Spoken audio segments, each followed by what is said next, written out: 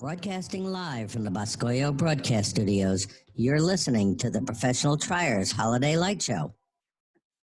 Hey, welcome to the Professional Triers. I got a new intro. See, it doesn't sound so high-pitched anymore. That's actually Blinky's voice, our new mascot, so deal with him for a while. John, please don't complain about this one, please. Today is a very special episode of the Great Christmas Light Fight After the Fight show. We have Felicia White and David Peace. Felicia is the executive producer of the Great Christmas Light Fight and is hopefully going to answer all the questions you have about the show. But first, hey, David, how you doing? Nice Hi, shirt. Good. Yeah. Oh, yeah. Thank you. I had to represent my good friend, J.R. Matos. Oh, now we're good friends. Is this after I gave you such a bad time last week? Yeah. So how you went to Oklahoma? On the last podcast, he gave me crap for going to see the Mirandas and helping them and just going to visit and not actually help. Okay. So welcome to our podcast, Felicia. Very low budget. Hi, so happy to be here.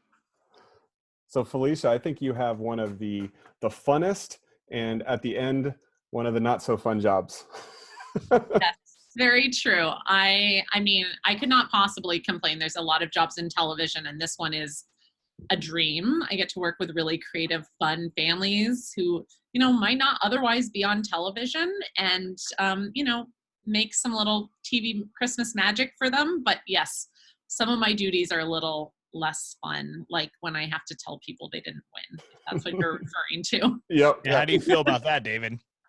Well, no. So when Felicia called me, I was like, okay, well, this is the call. And I'm like, this is probably not a very fun call for her as it isn't for me. So, I'm sure it's no fun. Did you cry, David? No, I kind of knew that our date had passed. So I kind of expected it at that point.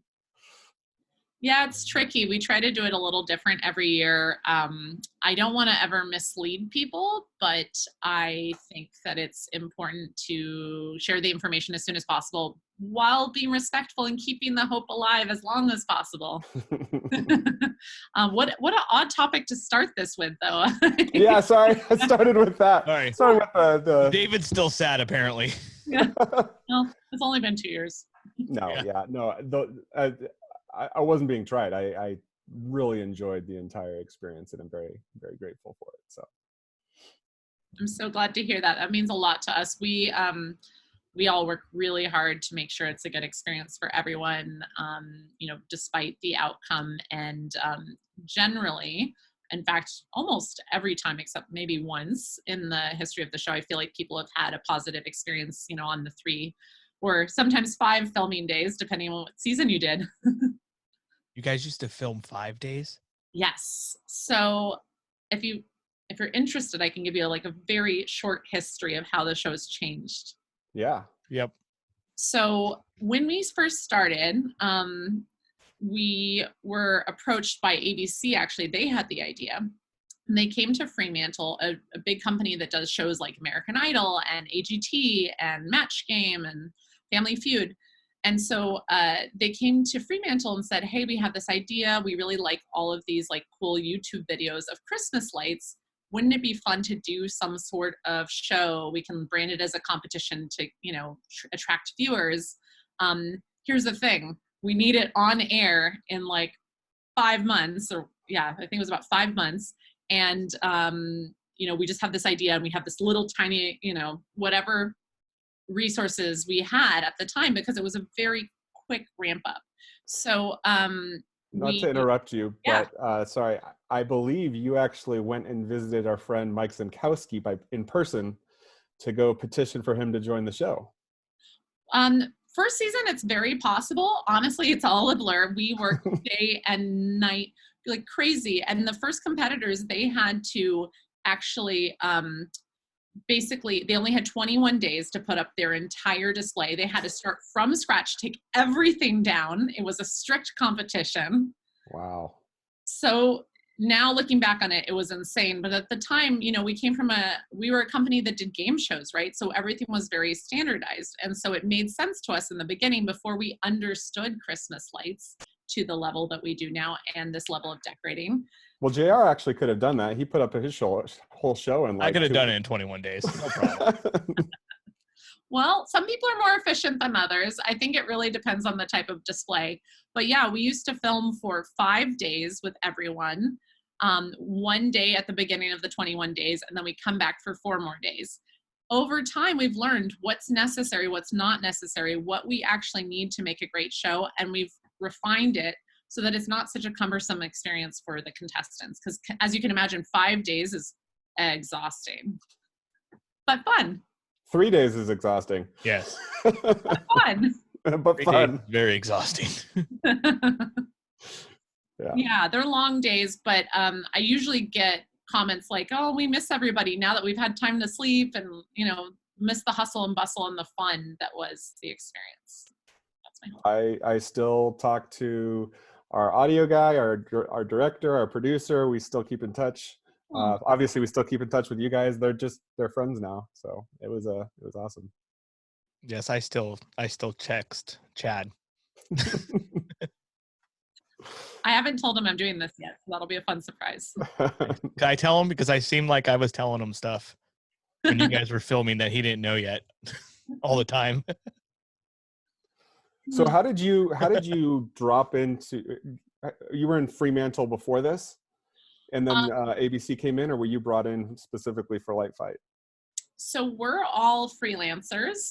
We all work on various different television shows. There are actually 3 executive producers. We've all been here since the beginning.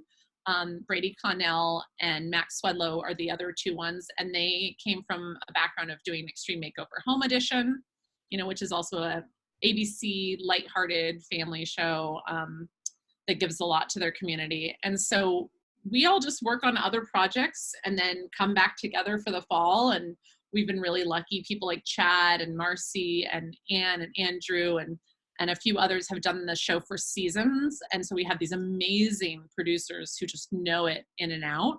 And, some years we have new people, but we've been really lucky. It's rare in television you get to work on something that makes you feel so good at the end of the day. And so this is a joy for us. Well, I think it's one of the few reality shows that are all, they're not focused on the drama, they're focused on the joy, Yeah. You don't see many of that. Yeah. And that's actually why we don't reveal who you're competing against, because that's totally not what the show is. It really, the idea to make it a competition was kind of for a marketing hook. Really, people tune in to see lights, to see why people love Christmas, to see average families like them do amazing, miraculous things that are inspiring. The competition is kind of like the fun bonus to keep, people tuning in. It makes us do it too. Definitely makes us do it. That trophy is so pretty. Yeah. Well, as you guys heard, we're going to do a rematch. So people who did the first couple seasons might get another chance. Yep. Yeah, David. I saw the email. I showed my wife and she's like, nope. Not because she didn't have an awesome experience. She did. She enjoyed it very much, but it was a lot of work. So, it was a fun experience, fun life experience. For some people, it's only a one-time thing, but there's a lot of previous families that knock down my door every year to want to do it again. So we're hopeful we'll do that. That's cool. Very cool. So before we get more into the Great Christmas Light Fight talk, could we learn a little bit about you? Of course. Yes. Happy to. So do you have a family? Are you married? That good stuff like that. Yeah, I am married. He is a mixer, so a sound guy, as you called him. So he's actually worked on the show. He's done a few of the houses, but he does mostly like movies and whatnot. And we have a very sweet cat, and that's all I have time for with this crazy schedule. So is it always busy throughout the year, or is specifically Christmas your busy time? This is the only show I've done for 7 years consecutively. So this is definitely my busiest time of year, but every show is very busy. So I usually have like January as my break. Isn't that when you're trying to get people to be on the show? Yeah, it is. However, we have such an excellent casting team that I don't need to like be super involved. I'm just, there if they need me. But Kristen and her team and AJ and Christina and this year Eric and Janelle are joining us. They're just amazing. They don't need me all the time. Yes, they are actually very nice people. Like, I got to have Kristen on the podcast, so she's really cool. Yeah, I saw it. It's fun. That's how I knew about your podcast, because it came out. Funny story. Every contestant has to do a background check, and the podcast with Kristen came up in your background check. The podcast came up a lot in my background check. I don't obviously know the details of your background check or anyone's background check, but when there's something we should be aware of, legal sent it to us. And so he said, I think you want to watch this podcast. Yeah, the podcast showed up a lot. I think it was because of the tank, actually. The what? The think tank. Oh. That came up a lot. Just the... Yeah, the image. The image of the tank. Yep, that would. Yeah, it was great that Kristen came out to, we had we call them minis, they're little groups of Christmas crazy people that get together. We had a Southern California Christmas expo, and Kristen actually came out, and professional triers came out. They did the podcast right there. That's so And fun. we're actually, by the way, we're having another one. I knew this was coming. He's do this to everybody we have on the show when he's on the show. In Los Angeles, and we're very excited that you're going to actually come and join us as our special guest. If I'm in town, I would be happy to. It's going to be up in LA anyways. But yeah, no, we're expecting like 200 to 300 people at this event, and it is a really, really cool venue with lights going crazy, and it's like it's going to be fun. A lot of fun. Send me the details. I will send you the details. He does this to everybody when he's like co-host. You can't say no when you're live on the podcast. Yeah, he just puts them on a spot and be like, "You're coming to this." I totally mean it. I'd be happy to. Kristen every year gives me a full update of what it's like to go to the Christmas Expo, or like all these different, now she went to the mini one with you guys. And I just, she does such a great job. I haven't needed to go, but I'm really happy to meet everybody. Yep. So now I've got all sorts of ideas on how we're going to incorporate this. Oh my God, show. David. Well, you gotta give me the dates first. I have to make sure I can actually go. Yeah. And now I'm going to be on the spot. Like, we have somebody that actually knows what a game show is supposed to be like. And you came up with a game show and I have to host it. It's going to be horrible. JR is the host of our game show. I want to see that. I don't know if it's going to be really good. I have lots of plans in store for this. It's going to be horrible. So besides in your office, do you have a display at your house? So we don't have a Christmas display because I'm busy during the show, but we do go all out for Halloween. And when I say all out, I mean I'm only 3 years into being a homeowner, so it's grown every year. And we have a massive party, and there's just decorations literally everywhere in both the front yard and mainly the backyard. But yeah, I think I have to focus on Halloween since I am too busy focusing on your guys' displays for Christmas. At least the office is decorated, though. That is pretty awesome. Oh, every single office has at least one something, and then lights around the rim, like you can see it. There you go. And they are app lights, which, we used to have some sort of, I don't know technically what it's called, sponsorship type of deal with them. And the funny thing is that someone can control them with their phone. So occasionally someone will just mess with everyone and like change the color of everyone's lights. It's fun. Nice. So you mentioned Halloween. Mm-hmm. I remember there was a Halloween light fight or a Halloween something at one point. Is that what it was called? Great Halloween light fight? Great Halloween fright fight. Fright fight. Is that ever been talked about coming back? We would love to do it again. It was a great experience. There's so many home haunts that are amazing. And the trick is with television is that decisions get made cyclically. That's a hard word to say. And so they don't, like, the timing that we would need to know and start is tricky because they don't know if they're going to have an opening in the fall until after they premiere their sitcoms. Oh, Like that basically makes they wouldn't sense. have Yeah, room yeah. unless something else failed, kind of. So then you I would have gotcha. like weeks to find somebody. So we would probably, if it was going to be ABC, we would have to film it and then bank it until an opening arose. And that's just too much of a risk. It's too much money. And can you imagine me telling a family, I don't know when I'm going to ever air you? That would Yeah. You can't say anything for years. Yeah. But, you know, we keep crossing our fingers that maybe Disney Plus or Freeform will maybe take us up on Oh, that would be pretty cool. it. Yeah. That is very. That would be very really cool. See, me and David have an idea for a show for Disney Plus, where Uh, me and him go around to light shows and Uh-huh. just talk to the people that made them, and then watch their show, like the full entire show, not just like the parts. and everybody gets a trophy. Yeah, like a YouTube thing, and then they get a trophy that me and David came to see them. I think that we came to see them. No money, just do it. Yeah, you should just do it and put on YouTube. Maybe it'll get picked up. There you go. well, David kind of goes to everybody's house already. I and films. visit people. Yeah. I like to visit people.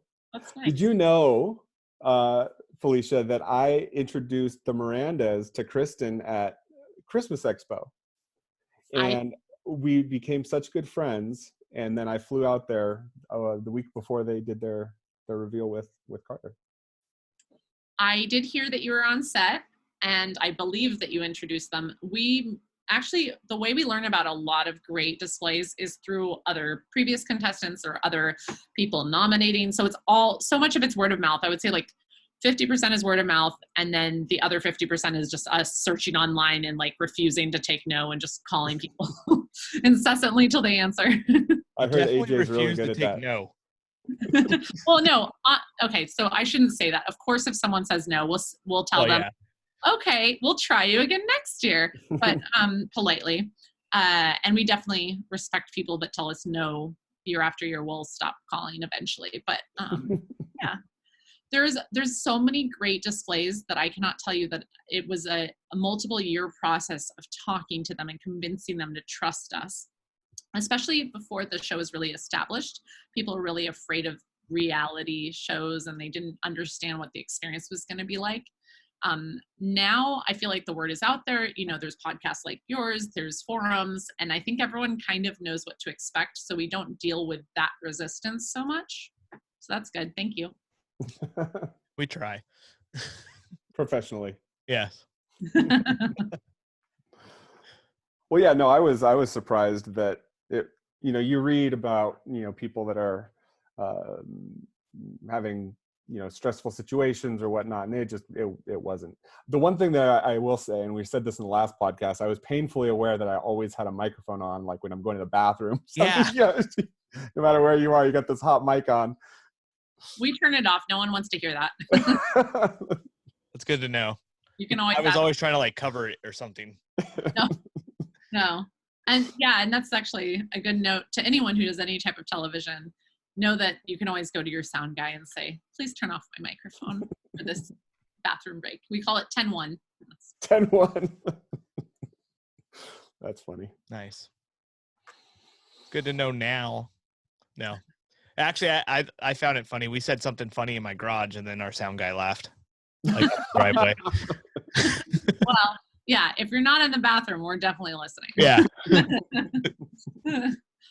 But the funny thing is, and my husband's a sound guy, so I can speak with a little knowledge on this. Like, they hear everything, because their job is literally to listen. Now, are they paying attention to what the words mean? Not necessarily, because that's not their job. That's the producer's job. But yeah, their literal job is to hear everything that's coming out of your mic. Well, I think that's actually quite interesting. Maybe you could talk about the different roles that make up a segment and who does what. Yeah, absolutely. So it all starts with casting, and we have an amazing team that does that in the winter and in the summer. And I'm going to take a moment to plug. We are actively casting season 9 right now. It's crazy to say 9, and to air in December 2021. So please send your video links. Go to lightfightcasting.com. Okay, thank you. We did that in our last episode too. We even put I- the link in the comments for you. Yay! So it starts with casting. Then my team in the office, Brady, Max, and I, the EPs, and our production team, and Jessica and Christina, who are my right hand, like in-office producers, we all start. And then once you, we come out to scout you after we tell you you're going to be on the show. We come out to like scout your location, which means check it out, get the lay of the land, get to know you, figure out what the story is going to be, figure out what possibly the points on the tour are going to be. At that point, then we staff up and we become like a full crew, and we come back later to film. And so with the filming, there is, I think it's a 5-person crew. There's the producer, and they're in charge. They're the leader of that crew. For JR, it was Chad. Who was yours, David? Michelle Silva. Oh yeah, Michelle. Okay, yeah, Yeah. Michelle works with us off and on a lot, but she'll like do 1 year and then go do amazing world explorations and then come back. Yep. Yeah. And so, her famous dog that just passed away. Rue, Yeah. really sad. Her dog was a celebrity, a mini celebrity on Queer Eye, and Yep. passed. But yeah, so there's the producer, then there is the coordinator, and the coordinator is like the logistical support. They're the ones who worry about, safety and meal times and just everything logistics. There is, now we've added an associate producer who helps with like story notes and can basically just take things off the producer and the coordinator's plates as assigned. Is that what And Maggie was doing at JR's? Yes. It was Yeah. so cool to meet her in person. I know. So Maggie was basically my our, I don't want to say assistant. She was so much more than that, but she was in the office with us 2 years ago. Went off and did a little show called Shark Tank, and then came back to us. Nice. And then we also travel with a director of photography. They're the people who set up the lights and oversee the camera department and do the majority of the filming. They have an assistant camera operator that also travels with us, and their job is to like maintain the equipment and the footage and assist the director of photography. And that's the core that we travel with. That's it. Everyone else is a local hire. So yeah, like the sound guy in your case, it was Joe Beachy, probably. Yep. So I don't know if it's good to say last names. Oops. Your sound guy was awesome. He's actually our sound supervisor for the whole series, the whole run. So you were lucky. Only Red Crew had a sound person that traveled with them this year. Oh, really? He yeah. was awesome. He was telling us, because he's been on since season 1, right? Yep. He was telling us all kinds of stuff. It was Your sound guy was? Yes. Oh, nice. Yeah. So Dave, yours was either a local hire or just someone we brought in just for that segment. I'm not sure. Richard Kranosh was our sound guy. Cool. Yeah, Yeah, he's awesome. We depend a lot on local hires. The jib operator is usually local, or we've specifically bring them in. He was. Yeah. So we have 2 special guests, Felicia, here that would like to say hi. Come on, guys. Come here. Hey. Hi. Hello. Yeah, why didn't you pick us? It's not me, it's the judge. I told him to say that. I said Yeah, he did. I look really sad. Good to see you guys. You guys have grown a lot in 2 years. I'm sure you're tired of adults They saying look a lot bigger. that. All right, time for bed. Say goodbye. See ya. They were like, "Oh, thanks, Dad." All right. It's 7:51. I don't think it's bedtime yet. All right. Yeah, You can just go in the other room. He's just saying get out. At least your kids understand that. My daughter will come and sit on my lap when I'm doing a podcast. So when I said that you were going to be on the podcast, they really wanted to come on and say hi, and I'm like, oh, you know what you should do? They're so sweet. Well, I really loved working with your family, and even though I'm remote and I don't get to meet everyone in person, I feel very invested, especially like we had been talking the year before, I believe you actually ended up on the show, Jer, I knew of you for at least 2 years, but this year was the first time we actually spoke. So Yeah. I love the journey. The casting people have been calling me for, I think it was like 5 years. Wow. And that's when you filmed in August. And I was like, nope, it's a real apricot orchard. I can't. And it was funny. Kristen like knew the whole reason why I couldn't when we were on the podcast. And I was like, you actually remembered everything about why I kept telling you no? It is We talk to impressive. hundreds of people, but we remember everything. We take notes, we're diligent, and you know, it's memorable, those conversations that you have with people. It's very cool. You guys actually care. It's great. So, since David just been asking 100 questions that aren't on the Sorry, I just the keep question, coming up with, yeah. it's very David-like. I got an idea. I'm just going All to right. talk. Go ahead. No, I'm just giving you a bad I'm time. done. What is like the hardest part of getting people on the show? From a casting perspective, it so depends on the person, but you'd be amazed how many people will have no footage of their display. It is weird to me. Like, you have this beautiful thing that you spend months working on, and you know, you spend every night out front greeting people, but you never thought to take video, you know, or ask someone for their video. So that's a huge thing that in December we spend almost the whole time just getting video and teaching people how to get video. So that's really integral, and we'll have some amazing displays, and we can tell they're amazing because we've watched all the raw footage, but sometimes they don't translate in the casting package we show to ABC because they just didn't have access to good video, or no matter how many times we explained it, they always like held their phone like this instead of like this. And so that's really tricky because sometimes we just know that it's good, but it's hard to show that to others. And it's something that we try to improve upon every year. Sometimes we'll even like FaceTime with someone and teach them how to film while they FaceTime with us, or, you know, it's tricky. I would say that is truthfully, if I'm going to say one thing, the hardest. Yeah. So I know that ABC makes the final decision. Is there like a round table where they're watching videos, or do they just come back to you with feedback, or is it just one big, you know, conversation that you have with those guys? How does that process go?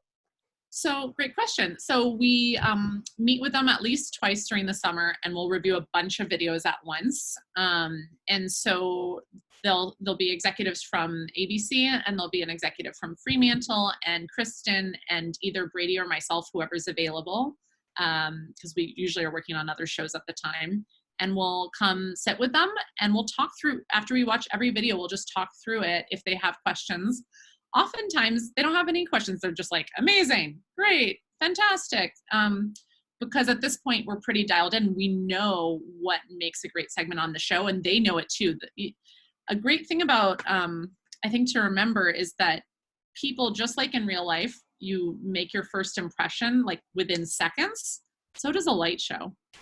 And I think that's like a great thing for people to think about when they're doing their footage or sequencing their light shows, is that whatever I see initially, that first moment makes all the difference. When people send us sequences where it's really dark and it's like one or two little things in the beginning, sometimes it works well if it's part of a story, like something you did, David. But also, I think JR's approach of like having everything really illuminated so you can see it in a first impression is really valuable, because otherwise, like, they're already forming an opinion before they realize they're forming an opinion. Does that make sense? Oh, no, it totally makes sense. Yeah. Yep. So Start your video with all your lights on. Well, not necessarily, but just yeah. start with a bang. Start with a bang. However that means. Every display is different. You don't want to start dark. That's like so important. that is quite literally the advice you gave us on our show, if you remember. You said start with a bang, and I took it literally. And I'm like, all right, we're gonna fire the cannon. Yes. Yes.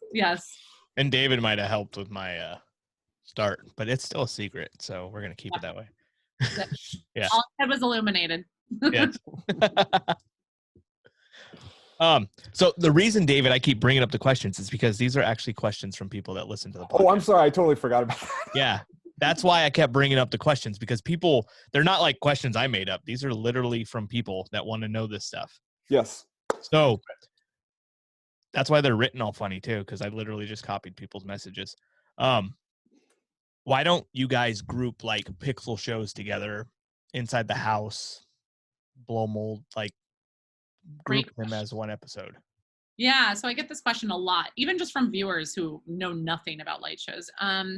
So first and foremost, we're a television show, right? And we have to appeal not just to the community of light enthusiasts, but we have to appeal to all of America. And so all of America doesn't really get all the details. They just want to see a bunch of cool stuff. And so for us to make the most impactful episode to episode, it's best to have variety. And, that's how we started. And we've discussed mixing it up. We've discussed, is there an appetite to have specialty episodes? But at the end of the day, I think to the average person who knows nothing about displays, that wouldn't be as appealing as just seeing, 4 of the best, coolest, weirdest, most out there things all in one place. So question for you, and maybe this might actually be a legal question, I don't know. But if you had 4 different episodes and you had one light show on each, could you not have the judge those 4 light shows and have a winner? And even though they're on different episodes on TV, they're actually not really competing against each other? Or does that make sense? Like, maybe could you have a 5th episode of just all the winners from every category? I think I track what you're suggesting. I think, like I said, we've discussed skinning the cat many different ways. Ultimately, we're always going to do what's best for television. I think we'll continue to have these conversations, though. I think, eventually there will be a day when, we're going to start with rematches of old people, like have at least maybe one episode every once in a while of people getting a second chance. Maybe eventually it's one with all light shows. I think that would be cool. I just can't promise that, though, because the appetite is really for variety. So we'll see where we go. That makes sense. Yeah. Not for the people in our Facebook group. Well, I hope world. it appeals to you guys. Like, you're a very important demo for the show, but for the network, obviously they have to appeal to everyone. Yeah. We get it. Some people don't, but we get it. So how many submissions do you guys get per year, do you think? It's hard to say. I would say on average, we're talking to 100 new displays a year. And that's like actively engaging, getting like footage and intending to interview. So there's so many more that are not new that are on our roster, right? I think we have hundreds and hundreds of people that every year we talk to them. Every year they think, this is finally the year that we think they might be ready, or they think they might be ready. So that's why our casting team is so integral. They really do focus and try to remember those conversations and try to prioritize those relationships, because it does yield results. Ultimately, we probably pitch, I would say, 50-ish people to ABC every year. Oh, okay. So you pitch 50 in, what is it, 24? Mm-hmm. Okay. I always have to do the math again because I'm very bad at math. Yeah. So how do you guys pick which host goes to which houses? Another good question. It's a combination of a lot of factors, but mostly like logistics. So their schedule is totally bonkers. They have to ping pong all across the country in the matter of 5 weeks. And sometimes they are literally filming in Massachusetts, flying to California, filming in California, then flying to Florida, then like back-to-back days. We make the entire schedule based upon a combination of many factors, like 4 diverse displays in an episode. They also have to be from different places in the country in that episode. They also have to have different family structures. They have to have different storylines. So all of those things go into deciding like what is that episode. And then as far as like which judge can do which, it's literally then just trying to make the calendar work. So like, oh, they can do this one and they can do that one. but yeah, I wish I could point to one thing, but it's like 1,000 things. How would you classify Carter and Tanya's different judging styles? Do you ever assign them to things that they might be more akin to liking? We definitely try to make sure that everyone is set up for success. But they have some differences and some similarities, right? They both like DIY.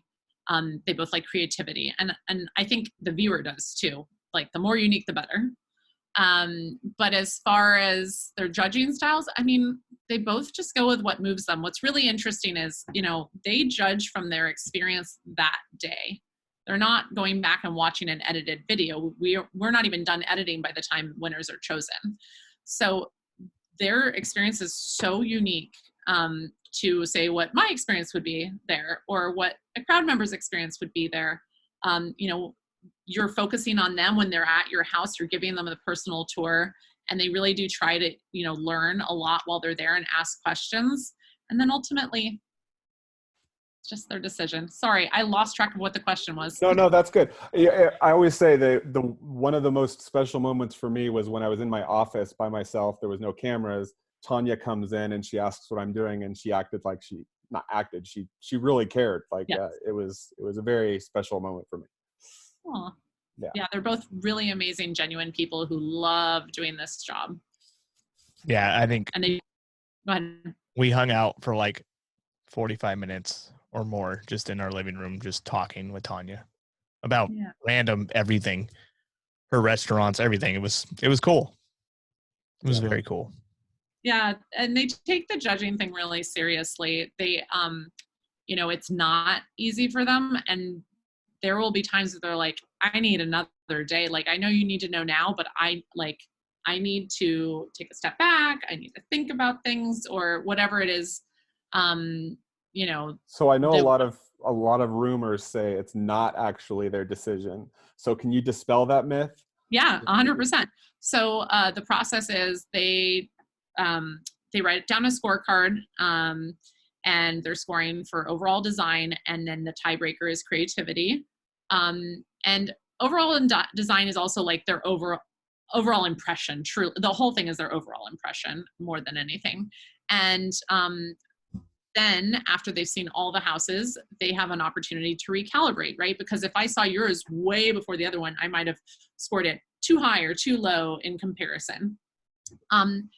Then they think it over, and around the deadline when I need to know, I start sending them a text like, hey, you need to call me.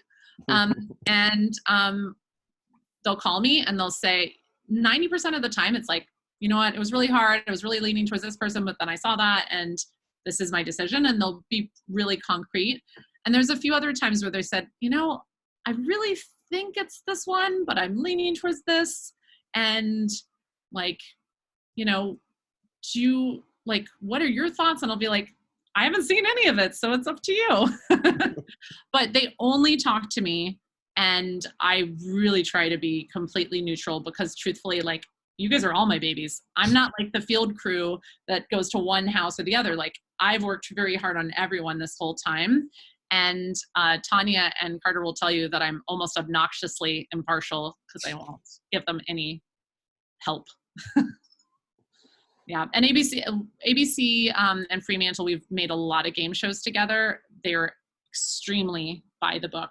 So after they decide whether they tell me email, text, or call, they have to say it then to the lawyers and explain their reasoning to the lawyers, so that the lawyers, have it in evidence that it's not tampered with. Sure. Wow, that's crazy. Yeah. How does the houses get matched up? I kind of talked about that a little before, but yeah, we just try to go for the most diverse, dynamic episode. We want everything to be as different as possible. And it's tricky. Sometimes we get there and I'm like, oh, I had no idea that you also did this. And they also do it in that episode. Like, ooh. But 90% of the time we have a good understanding of what we're getting into. And we tried to make everything just as different as possible. I do have to say, I love some of those surprises. I can't reveal too much, but there was one person this season that literally, I don't know, quadrupled their display, if not more, like from the casting tape. We had no idea, which was kind of, he should have told us. But anyways, we got there and our producer, Anne, her like jaw was on the floor. It was just like, you literally quadrupled the entire size of the display. Like some people just go really hard for the show and it's awesome. Those surprises are amazing. Very cool. That's cool. How does the episodes get grouped together? Is that before the judges go out or is that after the judges go out? Oh, you mean for airing? Yeah. So that's way after. So what will happen is we'll continue editing each season into January or February. And there'll be screenings with Fremantle and then ABC. And after they've watched the episodes, they'll decide which ones are in like what air order. And it's tricky. We usually decide, months and almost 8 or so months in advance. So it's not impossible. Something could change in their other episode lineup or whatever else is going on. And we could even have the flexibility to change it later. But we generally decide that in February. So what made the decision to put Carter's episode first on the 3rd? Is that a change? No, we usually try to alternate, but it always depends on what's going on. So for example, this past year, Tanya had the heavyweight. So we knew that heavyweight, obviously once we wanted to air that first that night. And then, there was one that we felt was strongest to open one night versus the other. It really depends. And we definitely want to start the season with the most unique things, the most like buzz-worthy things. So if you get scheduled for the premiere night, that's like a really big pat on the back. That doesn't mean that if you don't get scheduled for the premiere night, you're not, right? Every night is important. We have to maintain our numbers every night. And I actually think it's harder to retain attention after the premiere night. So I would say, who premieres on, say, the last night is really important too. So I have a question for you, and you have to answer it as quickly as possible. Okay. What is your favorite show or display that you've seen? Oh, all seasons. Okay, so I saw taking too long. Sorry, Scott Weaver season. I was trying to remember if it was season 2 or 3. I don't know if it would still be my favorite, but at the time it was the most unique thing ever. Sorry, was that supposed to be a one-word answer? Scott Weaver, I'm looking it up. So he did. That's a NorCal house, David. Is it? Yeah. Oh, you knew. Okay. It was one of the most condensed cutout displays I've ever seen. Oh, I'm looking at it now. All painted. That is impressive. Really beautiful. And he's also just an incredibly interesting guy. He made the world's largest kinetic, like, popsicle stick sculpture. It's in a museum. I don't know. He's just really fascinating. That is super cool. Yeah. I also have to say though that from on the light show side, the first light show that was ever like, oh my God, for me, James Hohensi, I really. Oh, that guy? Yeah. No. It really stood out at the time compared to all the other light shows we had already had on the show. It was like, to me, I thought absolutely beautiful and just great. And then from there, we started seeing a lot more of that really unique DIY with light shows that we love. You see the sign behind JR's head? That's James's business. That's James. Oh, yeah. I didn't actually know the name. Yeah, so, yeah. Boscoyo is his company. Oh, cool. Yeah, I'm so happy that light fighters who did early seasons are now like made it an industry and are helping others. Just like David, you're going to other people's. And David, you're the first person who really had narrative in your light display. I also loved that.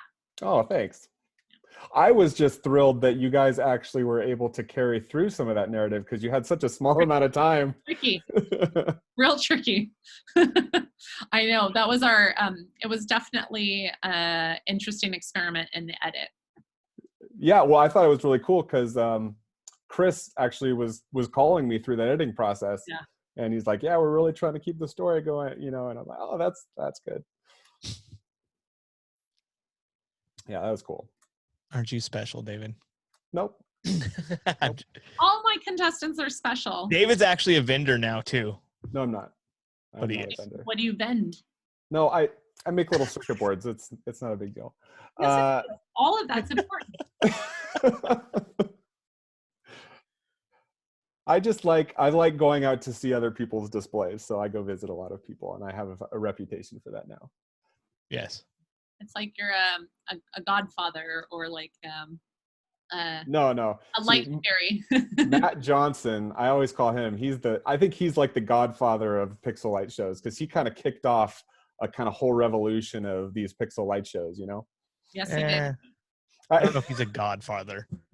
Well, so like we were at. I think Monkhouse is the godfather. Oh, okay, all right. Just saying. Matt Johnson has an amazing YouTube following, though. He was the first one I feel like to go like viral doing, light shows that I was aware of. Maybe I'm wrong. I was like, 10 million or something like that. I tell the story when I saw Matt Johnson for the first time. I like got all nervous, and I was texting my wife. I'm like, oh my gosh, it's Matt Johnson. I'm so nervous. I want to go up and say hi, but I don't know. I do that every time I hang out with Tom Bettengeorge. Do you pronounce his name like that too? Yes, I do. Just on purpose. I might have a little guest who wants to say hi. Hold on. All right.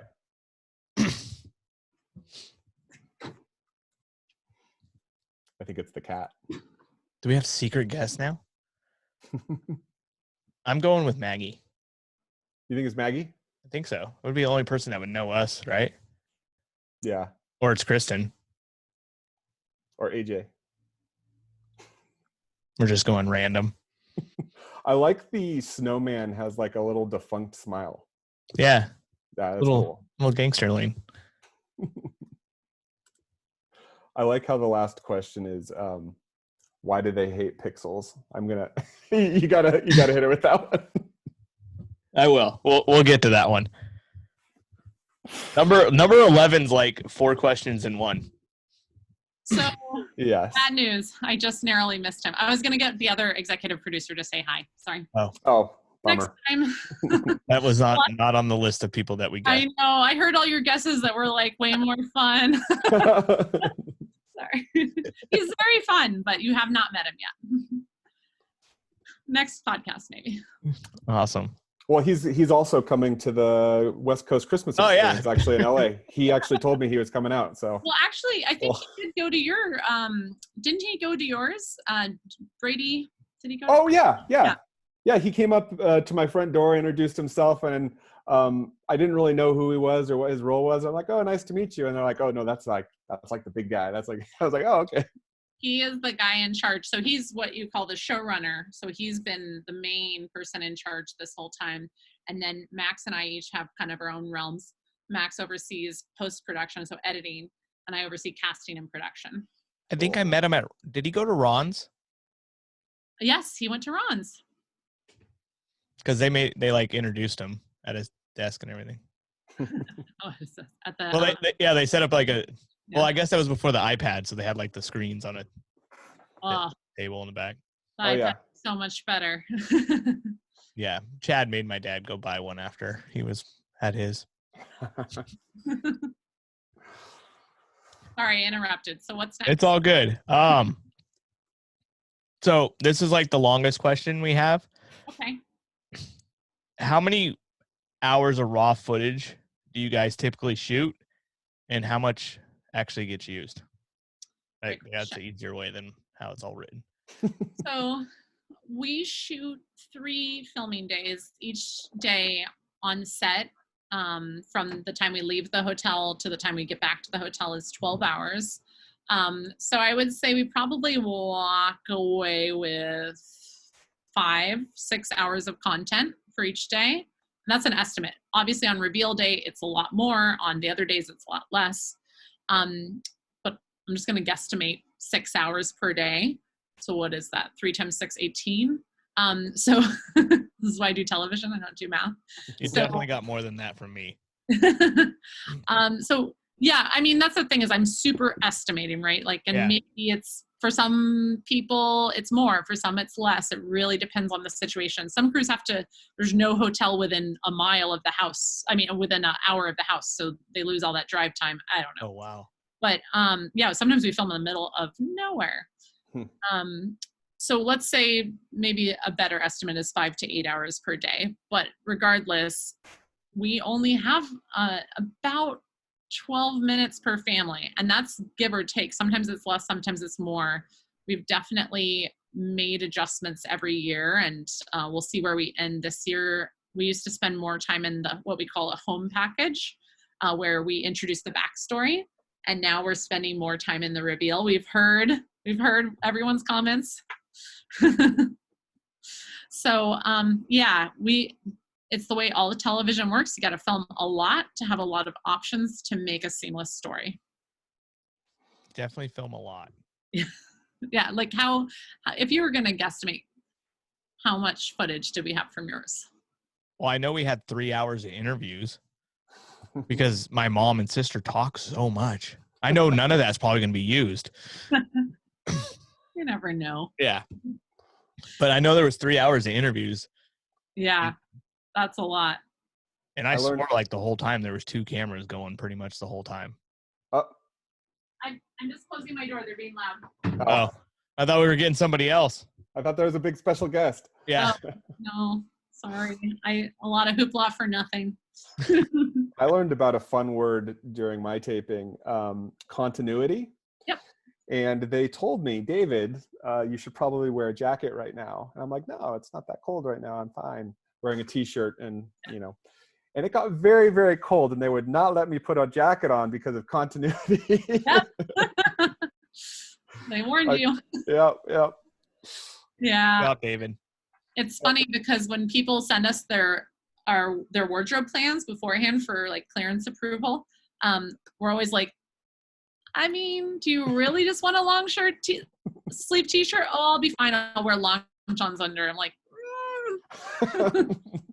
yeah, especially now that we film later in the year, it gets really cold. I know that, we've had times where we film in crazy record winds or sleet or snow. I mean, snow's pretty, sleet is bad.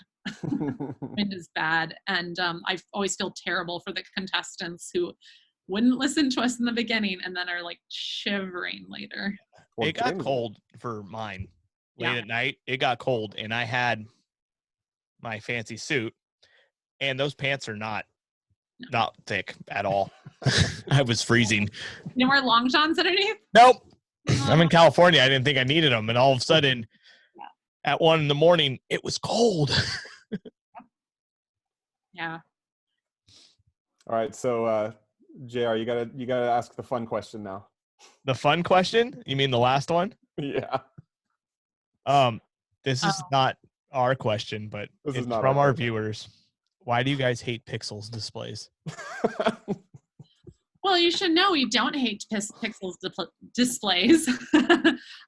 We obviously wouldn't put them on the air if we didn't like them. It is very tricky to find something that appears to be new to the viewer.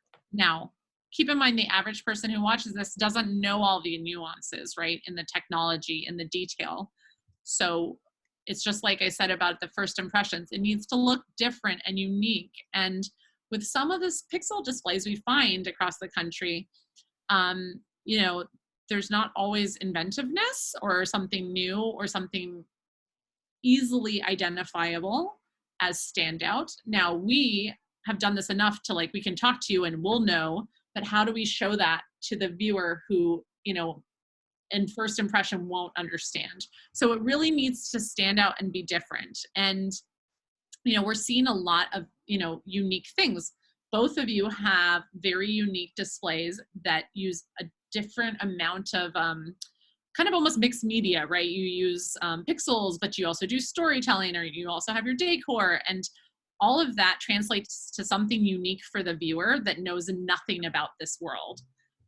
If if a woman on the side of the street can't tell the difference between your display and the Johnson's display, then it's going to be hard for us to cast, and it's definitely going to be harder for you to win.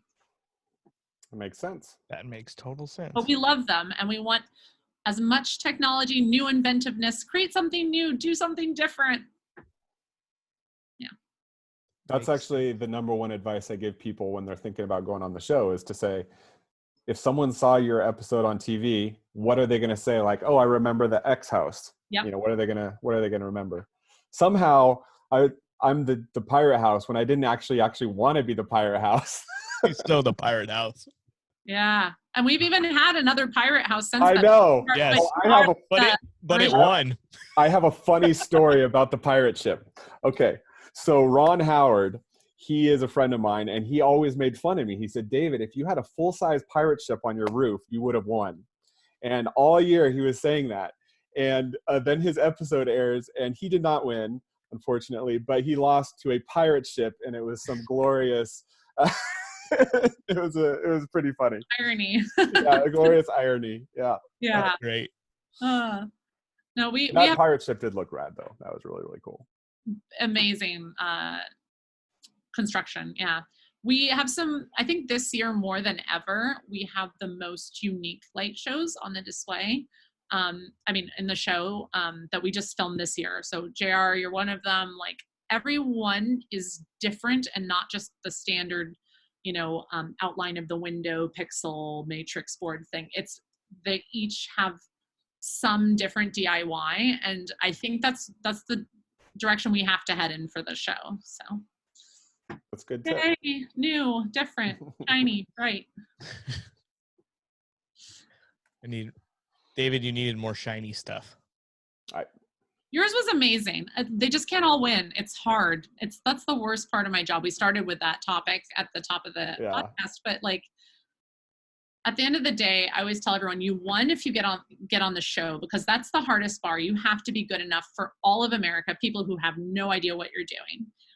Then the winner is just the preference of the judge, right? So I think everyone who gets on the show is a notch above the rest. Absolutely. Yeah, David, you're a notch above the rest. Even though, what are you, featured? Is that your term? Oh, yeah. I always say, if anyone says they were featured on the Great Christmas Light Fight, it means that they lost, because otherwise they're a champion. They're a contender. Was that better? Contender, yeah. Yeah, so I actually saw Tanya at JR's reveal, so that was kind of cool too. Nice. She didn't know we were there, and they kind of did this little, hey, you're here, and she's like, oh my gosh, I'm so sorry. So sorry I didn't pick you. I was like, oh, that's fine. They take it really personally. Yeah, it's a lot we put on their shoulders. That's why they're very genuine, both of them. So I don't know if this is true. I'm not even sure I could talk about this, but I heard I had the most former Great Christmas Light people. I think you did. There was a lot of light community supporters at your display. To my knowledge, you have the biggest. Nice. So suck it, Florida. Yeah, Florida. Sorry, we have a little competition with Florida. We have a feud with Florida. I see. I could be wrong. I wasn't there, but that's what I heard. Stick to that. They have their own, group of people that meet, and we have ours, and ours is unfortunately bigger and better. So ours is growing faster than theirs. Yeah. Even though I'm not in the SoCal group, you're an honorary member of SoCal. Yeah. They just claim me. Why not with the NorCal group? We've adopted them. Yeah. NorCal group is not Florida competition worthy. I actually have a question for you guys. Uh-oh. Okay. So I'm very aware that there's lots of forums, there's this podcast, there's all these small niche communities of people who do synchronized light shows. Do you ever invite or involve the static displays? Are they a part of your community at all, or is it strictly synchronized displays only?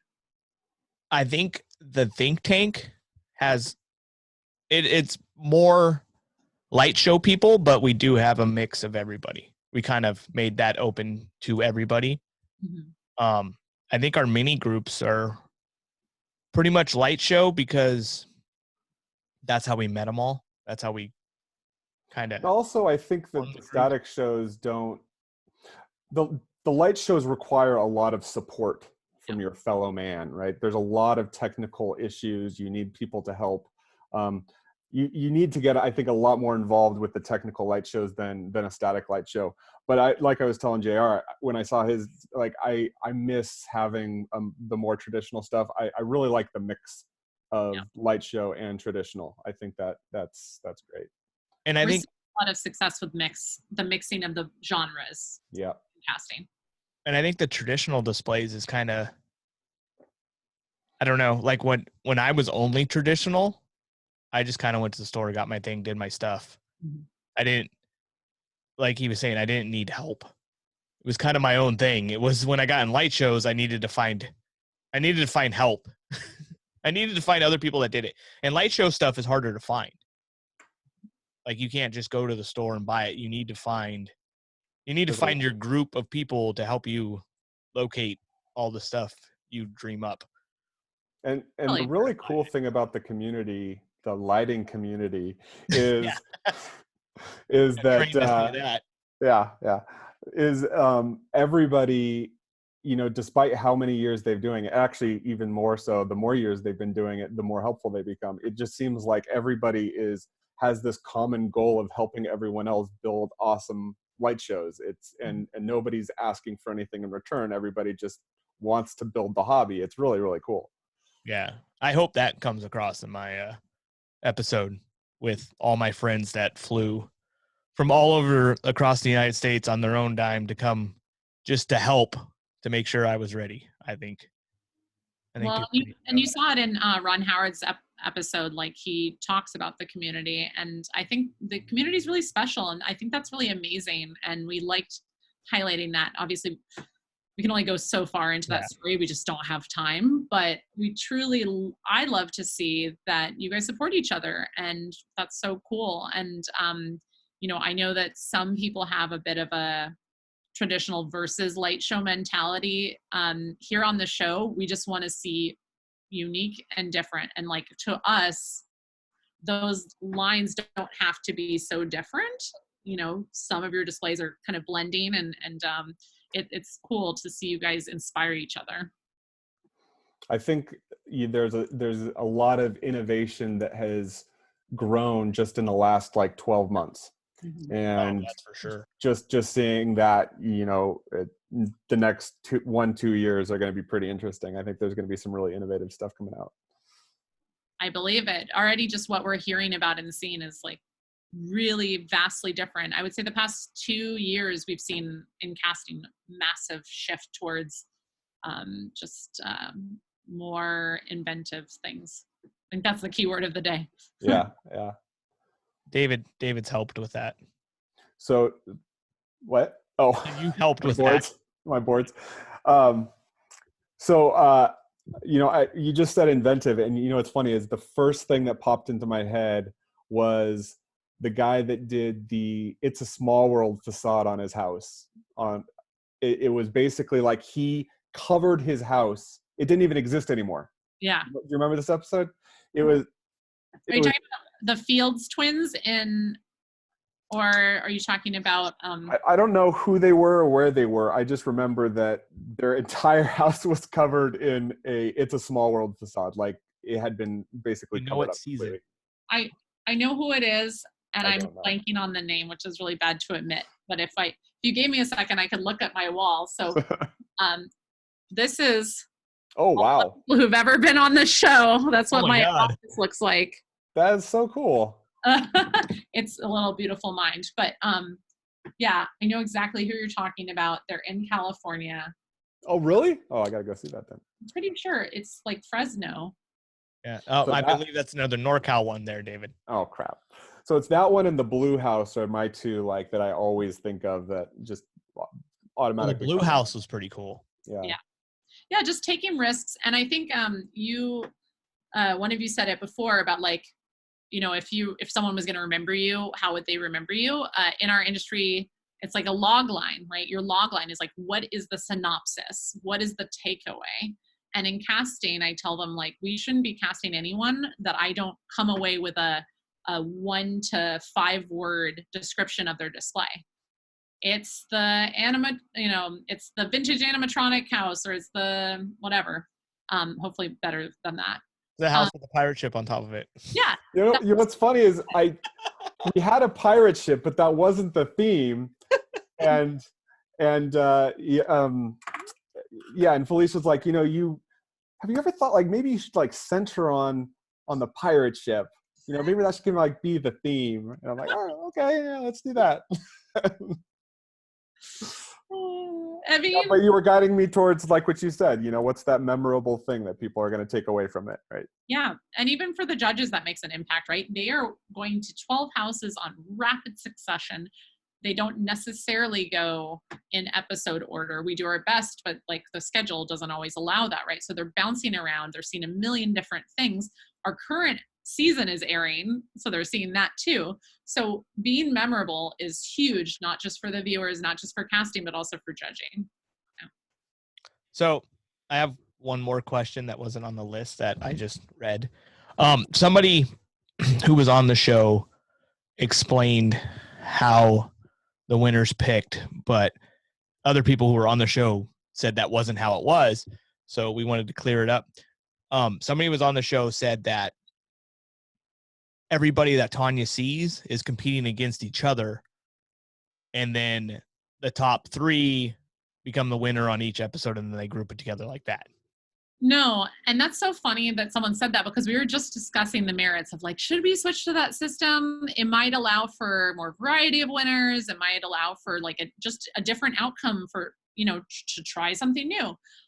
But at the end of the day, that's asking a lot of the judges, right? It's already so hard to compare these orange to apples displays in one episode, 4 of them. But now you're asking them to make that decision against 12. That's just a lot. And also, I don't think it's against our rules, period. We are very clear that you have a 1 in 4 chance. You're up against your episode. And once the judges come to your episode, you cannot change episodes. Like, even if, we have a hurricane or whatever, like once she's seen you and graded you, you are there. Yeah. Or he. Good to know. See? I always love when people are positive about something, and I'm like, I don't know where you get that, but I'm always open for questions. If they're ever concerned or confused, I'm here. I'm an open book. There was a discussion where somebody was saying that, and then we were like, no, that's not what we were told, and it's never changed. It's always been that way since the season.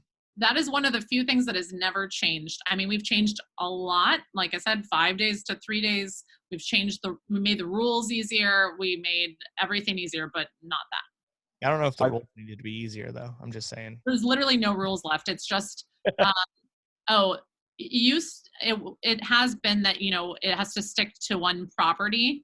But I think we're even going to change that for the future to open us up to some people who do like their neighbors' houses too. So we're trying to get rid of all those rules. That's not fair. Some people, just because you don't have a big property doesn't mean, Yeah.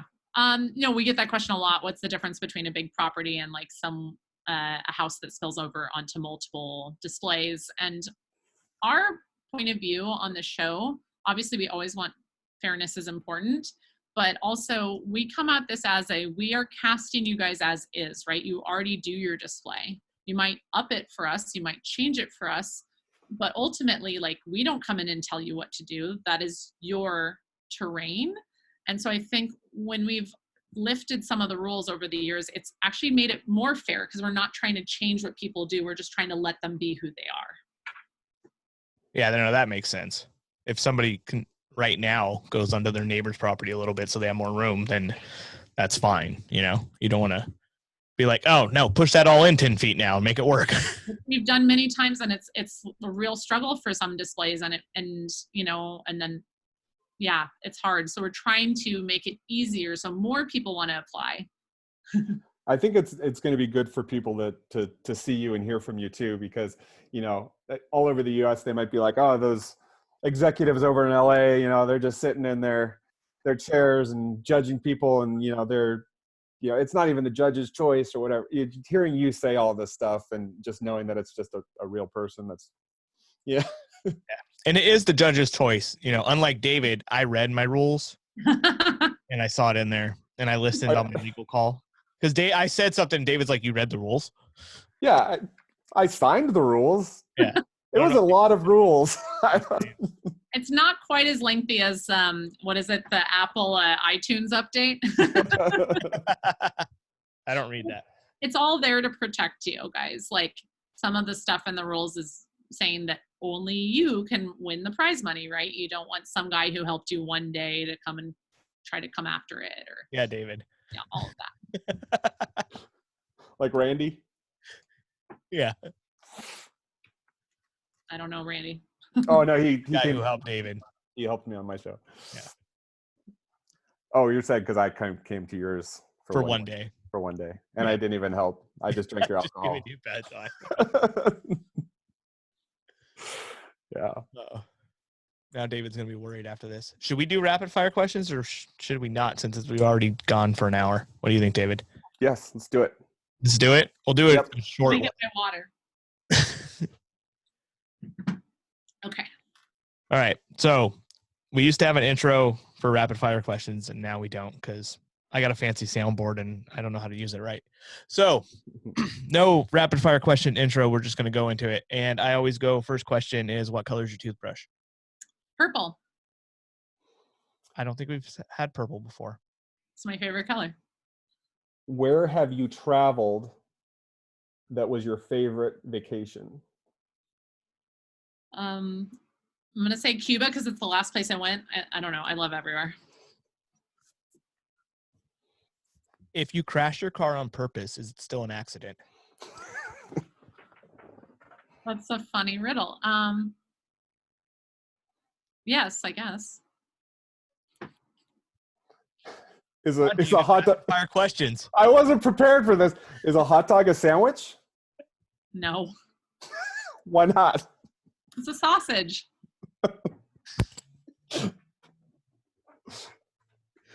If a blind person has a dream, can they see it? Yes, they can envision it. David?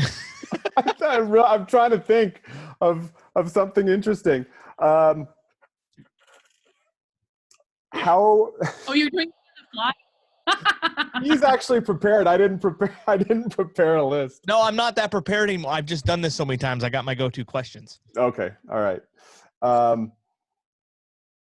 You could steal them. You apparently don't listen to the podcast, David. No, I do listen to the podcast. I just asked the hot dog question. Yeah, I'd pass.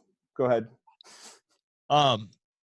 If you worked at Samsung and you were a security guard, would you be the guardian of the galaxy? I don't know. I haven't watched that movie. Did you pre-order the truck? What? the truck from what's it called? Did you pre-order a Tesla truck? Is what he's trying to pre-order a Tesla truck. Oh, my husband's on the waiting list. Is he? Yeah. That would be a yes. Okay. All right. If Apple made a car, would it have windows? No, I wouldn't drive their car either. Yours are way better than mine. Okay, how about this?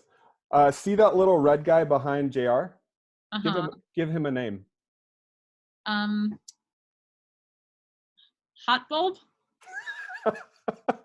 Hot bulb. That wasn't even on the list of names. But that's pretty good. Yeah, I like that. Okay, last one. What if Pinocchio says my nose will grow? And if it does, is he not lying? I mean, if it grows, now I screwed up on my own thing. Now I have to read it. If it does, is he not lying? But if it don't, is he? You got to say the whole thing again. I don't know what you're saying. If Pinocchio says my nose will grow now, and if it does, I'm just gonna get. I just got Yeah. screwed up by David. Pass. And that concludes rapid fire questions because me and David ruined it. I just realized Mhm. something. Seeing Mr. Nash on your picture next to you, JR. Has there been like some big projection mapping ever on the show where they're actually like shifting the architecture? So season 2, I believe it was, Belcher family in Texas. So we need to bring that back.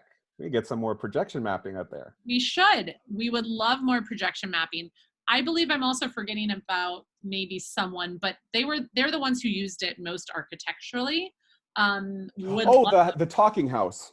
Yeah, the talking. The talking house. That's right. Yep. Yeah. So they used it the most pronounced, I guess I would say. I feel like there might have been one other person who used it in a more subtle way, but I would love to see more projection mapping. Like I said, anything innovative. Yeah. You hear that, Jordan Nash? That guy on the left of JR is signed photo in an In-N-Out hat. He is a very, very excellent projection mapper.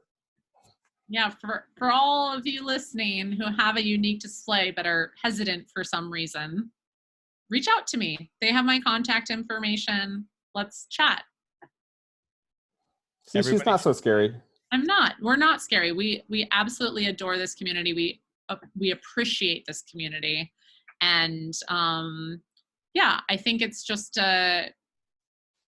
I think this community really focuses on the wins and sometimes gets discouraged when they're not the numbers they want, which is funny because you know, a lot of the people, when I actually talk and cast them on the show, they're not in it to win. They just are so excited to finally have the world see their display. And I think that's kind of the attitude you have to have for this, you know? Yeah, no, you're right. You see a lot of comments where people say, I'm not going to submit, I don't have a chance. And it's like, well, it's not really about that. You know, maybe you just want to show off to everybody how awesome your display is. Yeah. Yeah. Maybe you guys should consider, like, you get a trophy for being on the show. Because it is really hard to get on the show. It is. Maybe not the big trophy, but like there's a trophy for being on the Great Christmas Light Fight. And then there's the champion of the Great Christmas Light Fight. You have the featured trophy. Yeah. I've been wanting to do something for everyone who's competed. I'm not going to reveal what it is because I know if I can't deliver, everyone's going to bug me about it. But I have a goal in mind to send something to all of the competitors that they can put in their yard. So hopefully eventually that will happen. You know, it's tricky. We are sending out graphics to people who competed this year. They're going to get a little like graphic that says they're a 2020 contender. They can share it. Oh, contender. Okay. Yeah. Contender. I'm going to have to change what I said. I was featured. No, we got to use the boxing the terminology. Yeah. Because you guys used to do the posters, right? So the posters were something really nice that Brady initiated, and it was basically like if we happened to have a little extra money at the end of a season, he would make that happen. Sometimes it was just out of the kindness of his heart, and it's something we really wanted to continue. However, we've made some amazing, innovative changes to the show that have required all of our resources basically applied. So we haven't had that fund. However, like I said, I'm working on something. All right. Yeah. Sounds cool. You'll something get something more practical than a giant poster. You can announce it at the West Coast Christmas Experience. When is that? It's April 25th and 26th. Okay, we'll probably be around. All right. Great. More pressure for me to do things. That was the other thing too. There's probably a lot of footage of me because for some reason on the podcast I could talk really well, but then there was like a bunch of people and cameras. I was like, yeah, I did this. You sounded fine. It's just Can in your you head. do that? Yeah. What do you guys do for Christmas? How do you celebrate? I have to watch my show because I have lots of things that move, and I try to be out there and make sure people don't get hurt. I have lots of things that move, and I don't even go to my show. Yeah, but yours is blocked off. Mine is like right where they are. So Yes. I'm going to be at my display with a ton of my family. It's kind of the thing they do. Nice. What about you? I'm going to go swim with manatees in Florida. That's nice. exciting. My dad's always wanted to do it. So he's driving to Florida right now and actually has asked me what light shows he should stop at on the way. Nice. And was expecting like an instant answer. I'm like, I don't know, Dad. I have to like look it up and, Google what your route is. But You know what you should do is take all those pictures that are on your wall, put that into like a digital map online, and then people could do like a light fight tour, Well, for privacy and safety reasons, we can't give out people's addresses. Oh, okay. All right. So, yeah, I mean, maybe we could do a really generic map. I actually like that idea. So thank you. I will write that down. You're welcome. You can get that one for free. Yeah. Just the one. Just the one. Or $50,000, whatever. Yeah. David still wants the 50,000. I thought it was just about the trophy. It's just, it's just about the fun. It's just about the fun. Love of Christmas. Yeah. So is there anything else that you frequently see or hear that you want to address now that you have this open forum to speak to everyone? I think that was it. I really wanted to just address the Synchronized Light show community and make sure that we love you and we want you on the show and we just want to see something new and different. And that we're open to your questions and concerns. Don't assume that we're against you. We're here for you. But yeah, I think other than that, we're an open book. Our casting team is always available to you guys. They don't always know all the specifics on production, but they will do their best to answer. And we're excited and looking forward to season 9 and hopefully season 10. That would be amazing. Help us get there. Make sure you make video of your display. Yes, thank you. That was the main thing. Thank you. Make sure you make videos of your display. Yeah. And with a drone, right? With a drone? If you have a drone, but look, you can use your cell phone. Okay. If you use your cell phone, don't film like this, film like this, because that's what that's their aspect ratio. No vertical video. No vertical video. This isn't a story. And you don't have to spend a bunch of time editing some fancy video. No, raw footage is what we want. Yeah. We want. I the remember raw I made footage. spent a bunch of time making a fancy video and I sent it and then they asked me for the raw footage and I was like, oh, they didn't even want my video. It's really sweet. No, we don't want it. We've seen some people and they will go through great lengths, and we know what sells, and we want you to be picked up by ABCs. So we need to make it look as good as possible so they will buy the product. And I don't even think that we addressed that on this, but basically you guys are taking a contestant and you're building a sales, you're like making an episode for that person and trying to sell that to ABC, right? So your job is to make them look good. Yep. So the casting team, they collect your video, they collect your application, which has a lot of useful information. After they read that application, they will then, if we feel you are right for this year, sometimes it's not, we don't feel you're ready, sometimes we're not ready, whatever. But if we're ready to move forward with you for the upcoming year, then we'll do Skypes in the summer. And sometimes we already have your Skype from the year before and your interview is flawless and we don't need a new interview. So don't feel like if you're not interviewed every year, it's not going to happen. Yeah. We try not to re-interview people every year. It's just, we don't have time for that. And don't freak out if you don't hear from them all summer. Because that's what happened to me. I was like, oh, great. Well, I guess it's over. Well, so it takes a long time. And that's what's hard is we're managing so many people that we don't always have time to like update you every single step of the way. But we will get back to you. You will find out one way or the other if you're moving forward that year. And This year we found out really, really late. So we were basically already in production when we found out who was on the show. It was late this year. Yeah. So, And that was the first time I heard from you guys since January. So I thought I was out of the loop. aw, I'm sorry. And then I was like, oh, wow, look, I guess no news was good. You just, you gave us what we needed. We didn't need to bug you. And sometimes also, I'll be honest, if we're unsure, if we have everything we need, we don't want to reignite a conversation, get your hopes up, and then maybe something doesn't happen. So if we don't need anything from you, we're probably not going to reach out. And that doesn't mean we're not pitching you. It just means that we feel bad if we, start that conversation and then have to end it again. And so we try to manage people's feelings too. We're like part therapist. Christmas therapist. Yeah. David's going to need another session. Rematch. Oh, my wife would kill me. Like I said earlier, you would have way more help. I'll just agree to it and not tell Tikva. And then it'll just be like everyone just shows up and be like, oh, I guess, well, let's just do it. They're here, so. I can't condone that.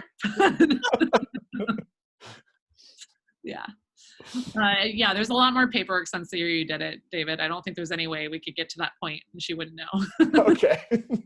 Yes, there's a lot of paperwork. Yes, that's something that everyone should be aware of. There's a lot of paperwork. You will have to do a background check. If you have issues in your background, you should let us know ahead of time so we all are aware and don't waste anyone's time. Like a podcast with tanks. Yes. Which is fine. We just needed to know about it. Yeah. Thank you for being on our podcast. Thank It's you for really having special me. having special people on our podcast. It's usually just like David. David, I think, has been on the podcast the most. I don't even know why I'm here. It's been super fun. Friend. Thank you for having me. Yeah, no, Felicia, it's been a pleasure. It's great to actually see you face to face because we only talked on the phone. Yeah. Yeah, we should start doing all of our casting welcome calls on Zoom. There you go. Really easy. That we use it for everything. Yeah. It Some of records. It Go ahead. records really good, and it will record separate audio tracks. That's for each great. participant. So.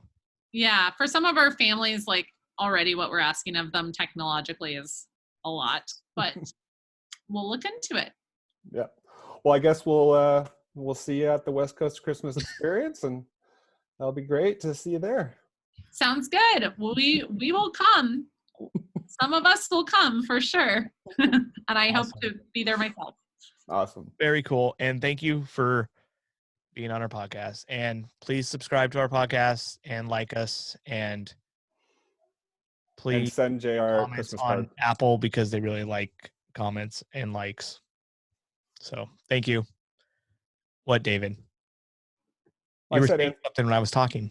I said, and send JR Christmas card. No, I'm not the Christmas card one. Vinny is the one who wants Christmas cards. Oh, I didn't know that. Yes. All right. Good night.